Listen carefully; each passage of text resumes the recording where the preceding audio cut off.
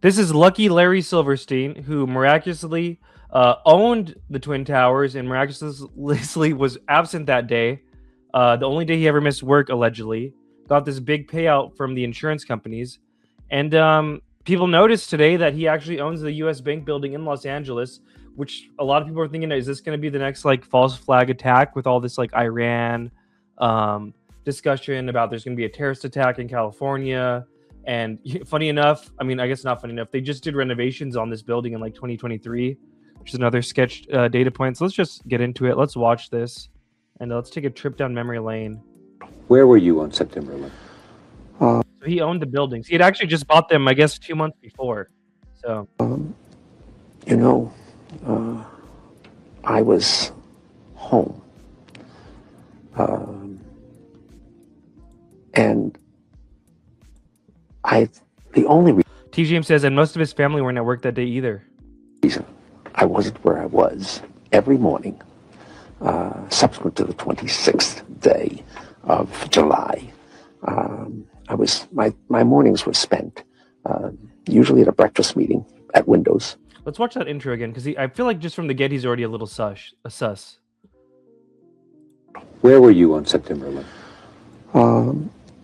You know, I was home. And the only reason I wasn't where I was. Why does he sound guilty? I don't know. Maybe it's just hindsight. Every morning, subsequent to the 26th day of July, my mornings were spent usually at a breakfast meeting at Windows, an 8 o'clock breakfast meeting, Windows, the top of it, and then going down to visit with my tenants, my new tenants, at the trade center, getting to know them, understanding their problems and so forth, ascertaining how we could service their needs better, and which is one of the first things you do when you acquire a property. Begin to meet your tenants and start talking with them. And so my mornings were spent at the trade center, and then by noon I was back uptown. And so that particular morning, because I have light-colored hair and fair skin, and I'm an annuity to the dermatologist, my wife, God bless her, had made an appointment for me at the doctor. And I remember dressing to go to the doctor. I'm finally saying to my wife, I said, sweetheart, I've got so much to do downtown. I got to cancel this. I've got to go downtown. And she said, you're not going to cancel this appointment. You're going to the dermatologist. And, having been married now to the same woman for 46 years, you get this sense of determination on occasion, their voices. And I said, okay, yes, dear, I'll go. And then just minutes later, received a telephone call to turn on a television set and witnessed this horrendous circumstance. The first plane hitting, and then the second plane hitting. Of course, with the second hit, it became obvious that this was terrorism. But thereafter was absolute hell, because so many of our people were down there. We were in occupancy, temporary occupancy, the 88th floor of the North Tower, prior to moving permanently into the 91st floor of the North Tower. And so my children, two of my children, Roger and Lisa, both work with me. They were on their way to work at 9 o'clock. Many others, about 100 people with us on their way to work. And as it turns out, had the plane struck 15 minutes later, our firm would have been decimated. As it is, we lost 4 of our people, 2 of whom I had hired just a few weeks prior to that. And there are 6 children among them. And it was a horrendous experience. Yeah, so very sus. People are pointing out that Lutnick was also lucky. I'm going to try and pull it up live. Let's see if I could do it fast enough. But he was very lucky that day of all days. He also said something weird in there. Was like, I wore my skin that day, which I thought was kind of weird. Go back and listen to it, because I don't know the exact time spot, and I'll probably be floundering looking for it for a while. But let me go ahead and, might as well just throw Lutnick in here while we're here. Boom, boom, boom. Okay, boom, boom, boom. All right. Let's see. Oh, I forgot whenever I do it, it takes like a second. Shoot. Maybe we'll play it Where were you on for a bit. September 11th? Just for a bit. You know, I was home. And Were you home or were you at the doctor's? the only reason I wasn't where I was every morning, subsequent to the 26th day of July, my mornings were spent usually at a breakfast meeting at Windows, an 8 o'clock breakfast meeting, Windows, the top of it, right? And then going down to visit with my tenants, my new tenants, at the trade center, getting to know them, understanding their problems and so forth, ascertaining how we could service their needs better, which is one of the first. He just seems guilty to me. All right, let's see if it loaded in time. There we go. The needs of these young families. Many of your traders were just in their 30s. We've got the average employee we have is around 33 years old. So they're just married. We have probably a dozen women who are pregnant with babies who just lost their husbands. We've got lots and lots and lots and lots. We must have more than 1,000 children, 1,500 children who've now lost one of their parents, and they've lost the breadwinner that makes all the money. So we are dedicated to raising money for our foundation, which will go to take care of and try to help the victims of this horrible tragedy and try to make their lives a little easier, whether that pays for, health insurance for a long. I saw some people saying that he copped all this money too, by the way, which I don't know if it's true or not, but wouldn't surprise me. Let's play a little bit more. Long time, or gets them some extra money, or makes their lives even this much easier. I mean, that's what we're doing, and that's what we're driving for, and it's called the Cantor Fitzgerald Foundation. And I actually clipped the one too early, so let's see if this one loaded in time. Nope, of course it didn't. Damn it, I'm so sorry, guys. When I upload the clip of this, I'll make it nice and seamless. Center. The head of Cantor Fitzgerald, Harold Lutnick, just happened to be out of the office that day that the terrorists struck. Mr. Lutnick was taking his son to his first day of kindergarten. Now he says he has a very different view of business and life. He spoke to our business correspondent, Terry Keenan, earlier today. We are really focused on trying to make sure that our 700 families who lost a member of their family are taken care of. And so I spent the day yesterday and part of the day in talking to our insurance company. Our insurance company, CNA, told me that they would, they told our guys, they didn't tell me, and then they told me that they were willing to treat this as an accidental death, which means that they would double the policy for all of my victims upstairs and all of us, and so that added $35 million to that group upstairs. But the sad thing is, so $35 million sounds like so much money, but if you divide it by 700 people, it's only $50,000. It's not enough to. So that's why we need to work on our foundation. Yeah, and you've set up that foundation. We'll give the information to our viewers. Explain the needs of these young families. Many of your traders were just in their 30s. We've got the average employee we have is around 33 years old. So they're just 33 married. years old. We have probably a dozen women who are pregnant with babies who just lost their husbands. We've got lots and lots and lots and lots. We must have more than 1,000 children, 1,500 children who've now lost one of their parents, and they've lost the breadwinner that makes all the money. So we are dedicated to raising money for our foundation, which will go to take care of and try to help the victims of this horrible tragedy and try to make their lives a little easier, whether that pays for, health insurance for a long, long time, or gets them some extra money, or makes their lives even this much easier. I mean, that's what we're doing, and that's what we're driving for, and it's called the Cantor Fitzgerald Foundation. Let's not forget when Trump he literally pointed it out. watched the plane go into the building, into the World Trade Center. Amazing story. This is Donald Trump relaying how he miraculously, just kind of like Lucky Lutnick over here, missed it because he took his kid to kindergarten. And I think when people looked it up, like that wasn't his kid's first day of kindergarten or something like that. Alone is an amazing story. He was delayed because his wife insisted that he finally, after years, take his child to school. So isn't that interesting? It's just like Lucky Lutnick. Like, my wife insisted, there's like this like layer of separation and accountability. They're like using the wife as like a shield. He took his child to school that one day, because normally he would have been in the building at 6 o'clock in the morning. That's that business, right? So you owe your wife a lot and your child a lot, right? But his wife insisted that he take his child to school. For 5 years, he didn't do it. He was horrible. What kind of a father was he? Okay, I'll do it. And he was therefore driving down at 8:43, whatever the time was, down the West Side Highway, and he saw the plane go into the side of the building. He said, wow. And he occupied the top 3 floors of the world. Again, what are the odds that both of them would be the wives that did it? Where were you on September 11th? I was home. And the only reason I wasn't where I was every morning, subsequent to the 26th day of July, my mornings were spent usually at a breakfast meeting at Windows, an 8 o'clock breakfast meeting, Windows, the top of it, right?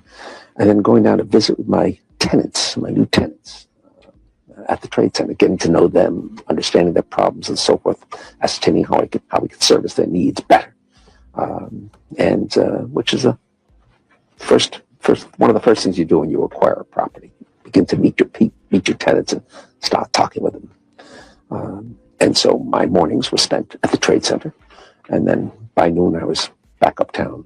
And so that particular morning, because I have light-colored hair and fair skin, and I'm an annuity to the dermatologist, my wife, God bless her, had made an appointment for me at the doctor. And I remember dressing to go to the doctor. What are the odds it'd be the wife for both of these dudes? I mean, he literally watched the plane go into the building, go into the World Trade Center. Amazing story. That alone is an amazing story. He was delayed because his wife insisted that he finally, after years, take his child to school. So he took his child to school that one day, because normally he would have been in the building at 6 o'clock in the morning. That's that business, right? So you owe your wife a lot and your child a lot, right? What are the odds that I'm telling you, it's like they're doing this like layer of separation. Like now you can't criticize them, because if they were just like, well, I just wasn't there, I feel like they're using the wife as a shield. It's just my theory. Dom's tube, thank you for the super chat. Appreciate you, Panda. Thank you, sir. All right, let's continue along. So back to Lutnick. Back to Lucky Larry Silverstein. So that was kind of a little sidebar of Lutnick, but similar to Lutnick, he was all about the insurance money. So let's just watch this after he miraculously was survived from 9/11. He also, I think people were saying this is the biggest insurance payout in history. So let's just watch this. Pleasure of working pretty much with every prime minister of Israel, from Yitzhak Shamir forward. I said to myself, wouldn't it be fantastic if I could own the Twin Towers? We got very, very lucky. It'd be a good thing to check was how many other dermatologist appointments had he done before and after that event. Eric Tomlinson says 0 chance his wife made an appointment for him without telling him. These guys are so busy. The governor of New York, George Pataki, decided one day that maybe it would be good to privatize the ownership of the World Trade Center. So I got a call from the governor's office, and they said, would you ever consider owning the World Trade Center? It was very, very good for the family, very good for us, and we were very, very fortunate. On the morning of 9/11,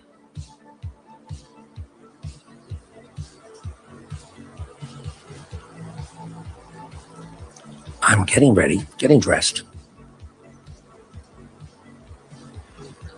to go to the dermatologist. I have light-colored hair, light skin. The sun is a disaster for me. I can't take the sun. She said, okay, but you're going to the dermatologist, you're going this morning, and you're not going downtown. we got very, very lucky. And I had an obligation to collect the insurance He had an obligation to collect the insurance, lol. proceeds from the policies. A new governor was just elected. Elliot Spitzer, an old friend who I knew well. And I said, Elliot, if you don't help me, I'll never collect from the insurance companies. And guess what? He listened and he said, you know what? You're entitled.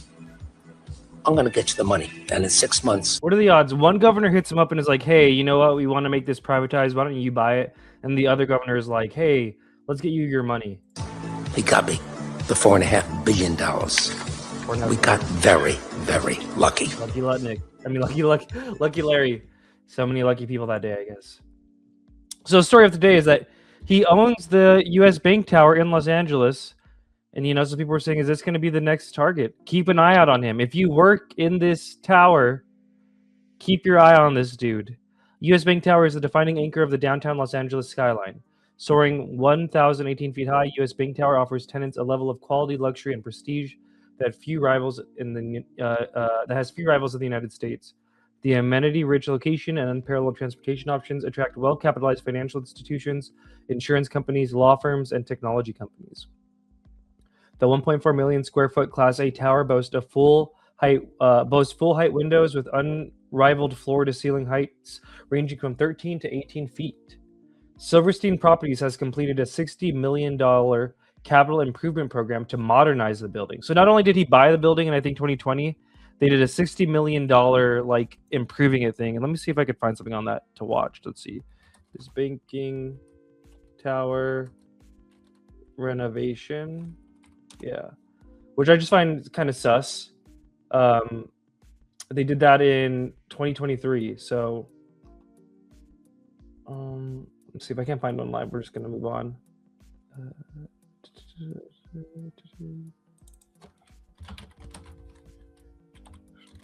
We're doing it live, guys.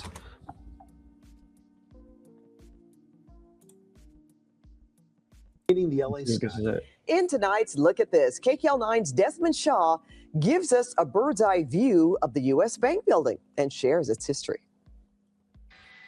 We'll take a look at this skyscraper in downtown Los Angeles. It's the U.S. Bank Tower, finished in 1989, 73 stories tall, a little more than 1,000 feet tall. It was the tallest building in L.A. and the tallest building west of the Mississippi until it was usurped by the Wilshire Grand Center, that big hotel down the street, as well as Salesforce Tower in San Francisco. Until 2010, it was the tallest building in the world with a helicopter pad on top. L.A. building codes stipulate that skyscrapers have to have helicopter landing pads on top of them. And so as I widen out to the other buildings, you can see they all have those landing pads on top. It's also been referred to as the Interstate Bank Building before it was U.S. Bank Tower. And it's also been called a Library Tower. The reason for that, here is the LA Library right across the street. Well, this burned down in the 1980s, and the city actually sold the airspace, the air rights, to developers for them to build this massive tower. That helped pay for the new library. That's why you sometimes hear it referred to as Library Tower. So these up here used to be public observation decks. It was a two-story observation area. There was a bar up here called Skyview Lounge. Well, the new owners of the building say that that is going to revert to office space, will no longer be open to the public. However, there is a fancy... The new owners closed down. I'm telling you, they're planning fucking... restaurant right up here called 71 Above. Definitely one of those restaurants you want to dress up for, and you're going to have to make reservations for. A great restaurant with views to die for, no doubt about it. It may not be the tallest building in Los Angeles anymore, but it's certainly one of the most iconic. At 5th and Grand, the U.S. Bank Tower here in downtown LA. Let's see if I can find one more. I want something on the renovations, because they just did renovations like a few years ago.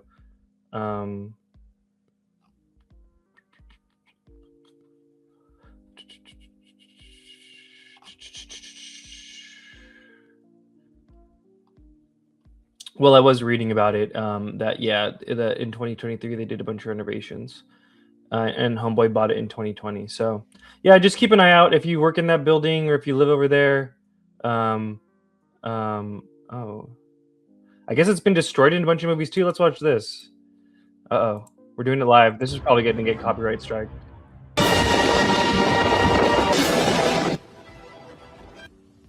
It's the most powerful in recorded history.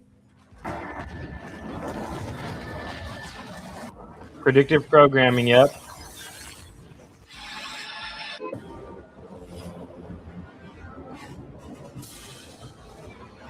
Is that what? 2012.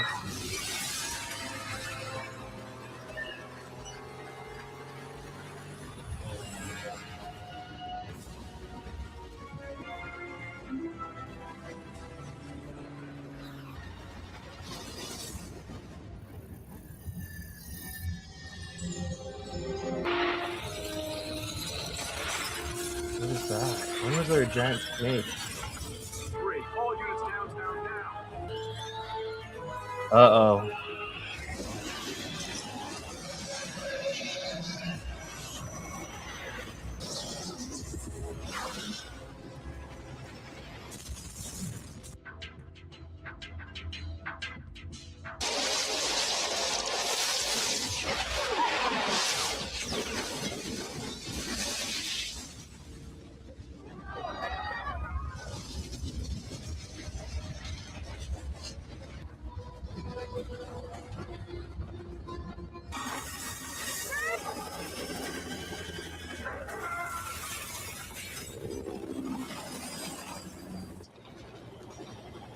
The view is A charred skeleton.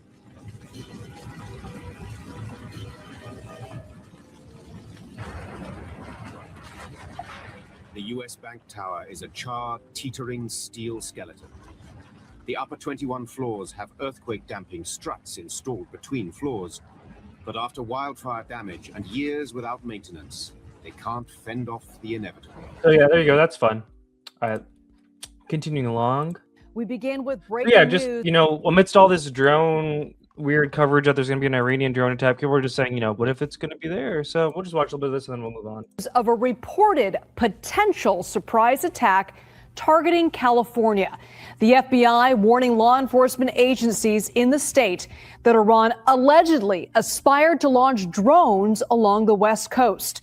CBS News Bay Area's Katie Nielsen has a copy of that alert that went out to law enforcement. Katie, what does it say? Yeah, Liz, so we actually just got a copy of that maybe only about 30 minutes ago. This is the actual bulletin that went out to police departments across the state from the FBI. So if we were to take a look at what it actually says, it says the JRIC received the following unverified information from the Federal Bureau of Investigation.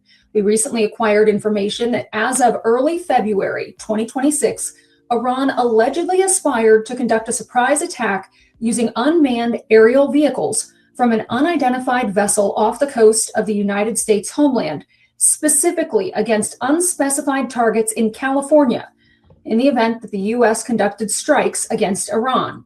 We have no additional information on the timing, method, target, or perpetrators of this alleged attack. For any questions, please contact your local FBI Joint Terrorism Task Force. So yeah, that's where it just gets a little weird. One last little thing on this beat.